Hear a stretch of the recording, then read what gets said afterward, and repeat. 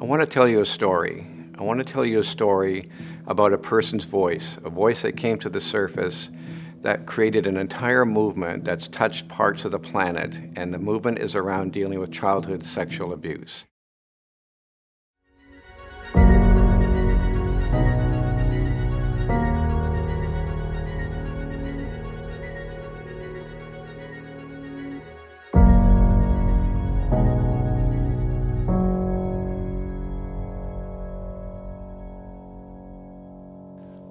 Why is it that it's so hard for us to embrace the fact that sexual abuse happens in a normative state in our culture? What holds us back? We better figure that out, because more and more people are going to end up taking their lives, entering into all kinds of dysfunctional states if we don't do this work. What are we going to do about it? We need people who are watching this video to become involved in this work. We really need you. Because otherwise, right now, just think about this for a second. Right as we're making this film, right this very second, some child somewhere is having the worst moment of their life. Right this second. Now imagine this. As they try to tell their story, somebody puts a hand over their mouth. When you talk about abuse or talk about rape, it is seen as sex, like just sex. Yeah. And I'm like, it can't be just sex if you go through, if afterwards you go through hell. I went to court, I went through all that. He was, he ended up in jail, but it never ceased with me. Like, I thought that would be closure with me. It wasn't closure whatsoever. I went through all that process. Nothing happened. Nothing felt good about doing that process. The Gatehouse is a place where people come to tell their stories to get strong again. That's what the Gatehouse is. I'm 53 and I was abused around 3, so it's colored my life, my whole life. And coming to the Gatehouse, I found a place of comfort and a place of hope. I was in therapy at the time, and my therapist mentioned the Gatehouse. And I remember calling, and I remember showing up for a group. And I remember walking up those steps, and it was the hardest thing, because in my eyes, the shame is what held me down. And I didn't know what the Gatehouse was going to provide. I just knew it was a space where I could come and talk about it. I had no idea really what group was going to be. But I knew that I would be amongst a community where I felt understood. Every single day, somebody goes through the experience of being sexually abused as a child. Every single day in this country.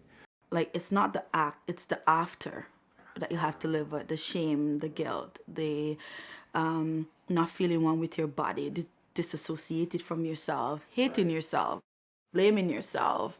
And did you go through those things in your lifetime? I did. I have high levels of shame, even now. Shame, I felt guilty. I blamed myself. And how old were you when that first began? 8. You were 8. 8 years old. Yeah, and I thought I was doing something to cause it.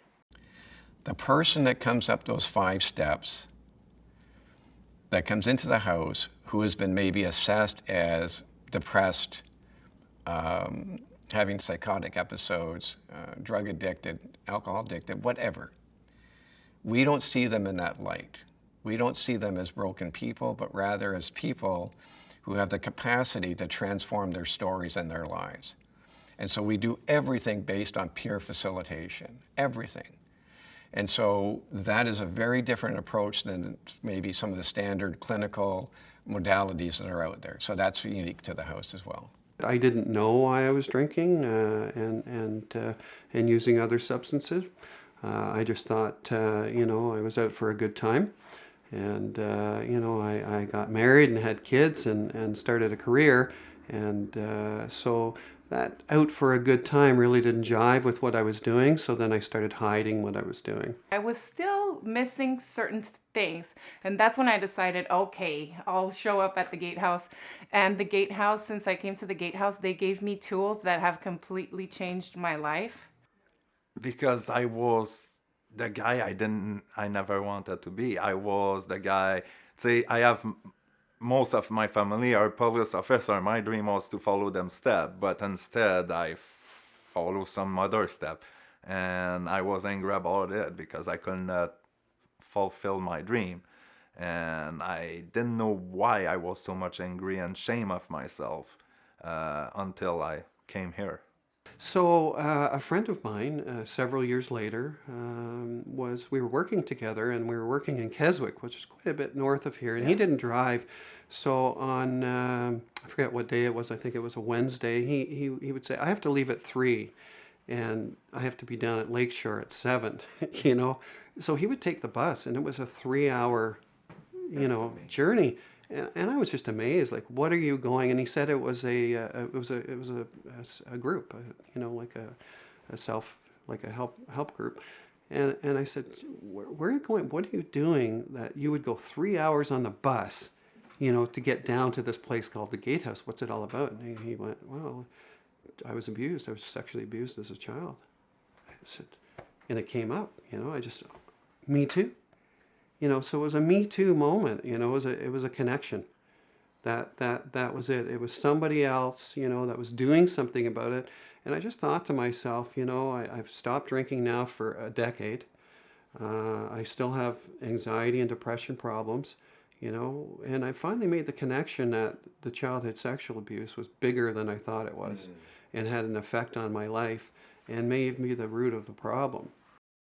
And in the house, we created programs that for the last 20 years, somewhere in the neighborhood of 20,000 people have been impacted by what goes on in the Gatehouse. 20,000 people, all related to creating a space and a process for people to come and tell the most horrible, horrific stories that have happened to them, but in such a way that they get strong again. And that's pretty amazing. That is pretty amazing. We're talking about an issue where people daily take their lives. Even to this day, my mom and dad has never said they were sorry to me. What does that make you feel like when you... Oh my God. It's a terrible thing to go through. I mean, I could start crying now because of it. It's, you know, for my mother and my father not to say they're sorry to their son that was molested by a cousin, well, that's a terrible thing to go through. And here I am 60 years old and I'm still having to go through this. My own parents can't even say they're sorry to me. Oh, sorry. No, don't be. It's not. This is beautiful what you're doing. Don't be sorry. I have gone through so much intensive therapy in the past 3.5 years, and still this has this raw emotion in me. And what does it mean for you to be sitting in the Gatehouse when you get to talk about your story? What did it mean for you to go through? Oh, it was fantastic. Just to get it out, it was such a relief. That was my validation. Just to be able to talk to somebody and get it out, and to have other people around me and they have similar situations that they've gone through, that's so validating to me. Every single day, somebody goes through the experience of being sexually abused as a child. Every single day in this country. There's 1 in 3 females will be sexually abused by their 16th birthday. 1 in 6 males, just think of that, 1 in 6 males will be sexually abused by the time they hit 21 in Canada. Teaching a group of 9 to 10-year-old girls, and we were done for the day. And What were you teaching about? I was teaching self-defense. Right. So I go in and I teach a series of classes with these girls. So I thought, last day, any questions for Deb? What would you like to share? And this one girl put her arm up, and she put it up so fast, I thought, oh no, oh no, I'm in trouble, right? What's going to be? So she said, Miss, were you violated, hurt, or abused when you were a child? Is that why you teach self-defense? And I had that much time to decide to be authentic with 30 kids or to just say no. And I decided, it was the first time that I just stood my ground and I said, yes, when I was a little girl, I was violated. And coming to the Gatehouse, all those steps that are just 5 were absolutely difficult to look at and walk up, but empowering once you enter this door. And the Gatehouse itself empowers so many people and truly gives, when we say give voice, there really is no words to describe the impacts that the Gatehouse have on people's lives. And it's stepping stones within their journey. And this is a big stepping stone because the intimacy that is shared amongst these walls, when I talked about what it was like to grow up in a home and what safety looks like and what 4 walls can do for an individual, these 4 walls were the safest 4 walls compared to my home. These 4 walls are the safest 4 walls where I have shared.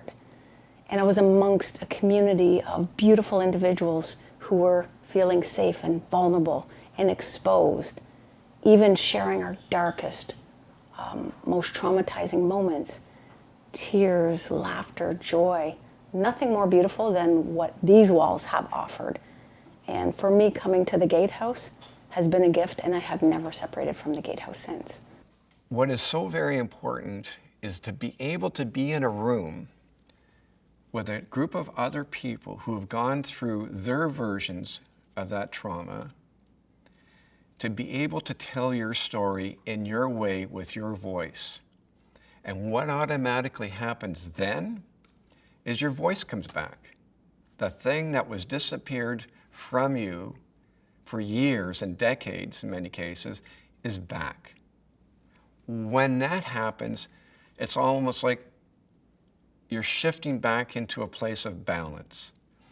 The balance comes from the person sitting across from you going, that knowing nod. You do not get that in the same way if you're just in a one-on-one counseling. Yes, you have a great therapist, fantastic, great. But I've seen a difference when somebody looks in the other person's eyes who's also been down that dark, dark rabbit hole, and you get to say this about your story, and they go, yeah, me too. What would you say to a survivor who's watching this film? Definitely go get help. Definitely come to the Gatehouse. I would tell them that regardless of how bad you feel, these people are non-judgmental. And like I told one guy, I said, the Gatehouse is a safe house. You can't be hurt here. That's the core of our whole being. You can't be hurt here. So regardless of how bad you feel about yourself, trust me, there's people there that feel a heck of a lot worse about themselves. And come and talk, because that's the only way you can get better is you can talk to people. You know, I was the king of self-sabotage for so long. It's really, when I think about it, it's really hard and sometimes hard to fathom to believe that I am where I am now, never believing that that was possible. So, you know, I guess if I was to give a message to somebody out there, whether it be a woman or a man, it makes no difference. You know, I'm in my 60s now, and I really don't believe that, you know, what happened to us has to define us. And I'm an example of that, and I'm not afraid to say so. You know, and I will continue to do so because, you know, I've learned that by holding on to what I held on to for all that time. And yes, of course, it still hurts, but the only difference is with me now is that it doesn't own me, right? Sexual abuse can't own you if you let it. And I would never have imagined that I would be at this place where I find a place like this where I can literally walk into the room and I can be my authentic self, because everybody here knows, they understand. I don't have to say much. And that is why it doesn't matter if I'm here as a placement student, I could never leave this place. So I always come back and volunteer and do stuff, and because I just love the connection. Sexual abuse happens in isolation. The way out of isolation is in a group experience. That's where inclusion comes in. So I can feel safe. I'm talking to somebody, 5, 10 other people, and I'm saying, you know what? I was sexually abused as a kid. But I'm saying it from a position of strength now. That is very powerful. And the other thing that happens that's different from one-on-one experiences is my voice, when I share that in a group, it makes everybody else in the group stronger. It's the last taboo. You know, we talk about a lot of other things, but you know, you hear things like, you know, and it's even the attitude towards perpetrators. You know, kill them, hang them. You know, all that type of stuff, and we have no idea what people have been through to do that. You know, for me, I'm on the path to forgiveness for my abuser, and you know, it's through coming to the Gatehouse that I've been able to get on that path, but many aren't. When people are ready to come forward, what I wish is that they all had a place to come to, like the Gatehouse, when they're ready. There are so many people that would talk or share, but they don't have that place. I actually felt so good just coming in and doing the interview. And that was without going to any groups or talking to anybody. Just the interview process.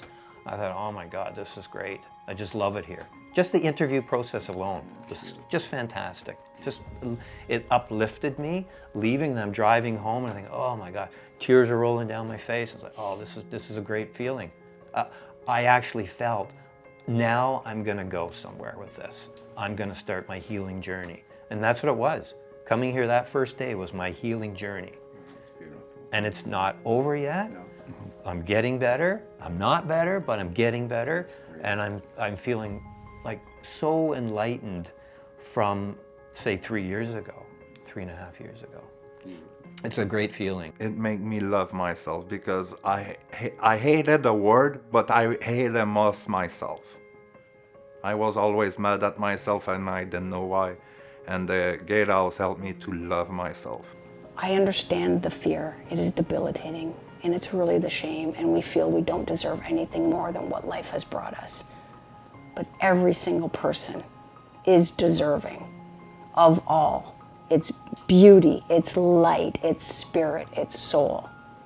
That's the message that we have to get out. And that's the message that I hope other survivors hear, so they have that glimmer of hope. They are absolutely worth it. They are beautiful. They are loved.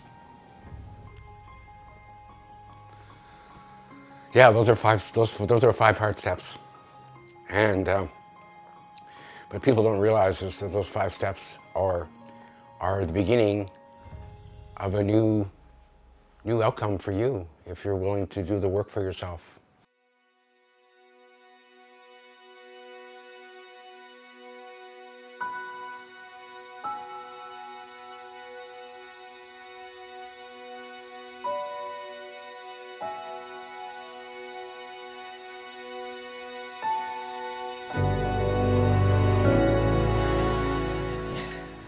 So this is the room where people come together to rediscover their voice.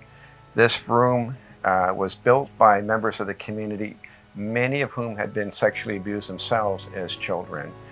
When we came upon this house, there was no ceiling, the windows were boarded up, and now it's a room where children as young as 4 years of age have been in this room, having an opportunity for their voice to come out. It's a room in which people in their teens, adulthood, seniors come to this very room and their voice is heard. And over and over and over, we hear things like, I wish I would have known about this place sooner. So what we're hoping through the work that we do is that people not only hear, but people from around the world find ways to create their own gatehouse where the community comes together in a way to deal with the trauma, really, of childhood sexual abuse.